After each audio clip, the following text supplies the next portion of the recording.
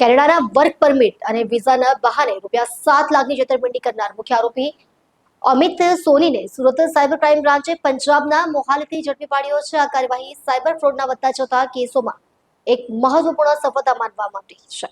આરોપી અમિત સોની મોહાલીમાં scientific group of consultant નામથી firm ચલાવતો હતો. તે ફેસબુક અને ઇન્સ્ટાગ્રામ જેવા સોશિયલ મીડિયા પ્લેટફોર્મ દ્વારા લોકોનો સંપર્ક કરતો અને કેનેડા જવા માટે વર્ક પરમિટ અને વિઝા અપાવવાનું ખોટું વચન આપતો હતો. છેતરપિંડીના ભાગરૂપે તેણે પીડિતોને નકલી વર્ક પરમિટ મોકલીને ₹7 લાખની રકમ પડાવી લીધી હતી. સુરત સાયબર ક્રાઇમ સેલને મળેલી બાતમીના આધારે તપાસ શરૂ કરતા આરોપીના પંજાબના મોહાલીમાં હોવાનું સ્પષ્ટ થયું હતું. પોલીસ ટીમે ત્યાં દરોડો પાડી અમિત સોનીની ધરપકડ કરી લીધી હતી. તેણે પૂછપરછમાં ઘણા બનાવોની કબૂલાત કરી.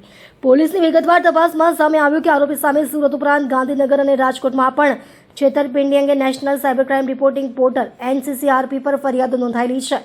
આમ તે એક સિરિયલ સ્કેમસ્ટર હોવાની શંકા છે.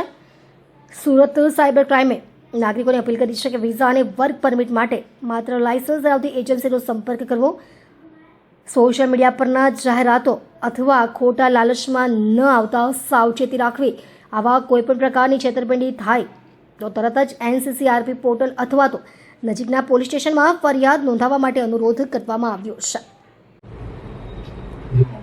કેનેડાના વર્ક પરમિટ અથવા વિઝા કરાવી આપવાની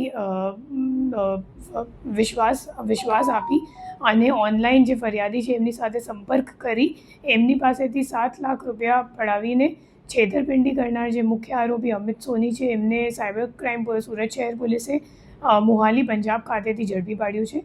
એમાં જે આરોપી છે એમનું નામ અમિત સોની છે અને સાયન્ટિફિક ગ્રુપ ઓફ કન્સલ્ટન્ટ્સ નામની એક ફર્મ મોહાલી ખાતે ચલાવતો હતો 2 વર્ષ સુધી 24 અને 25માં.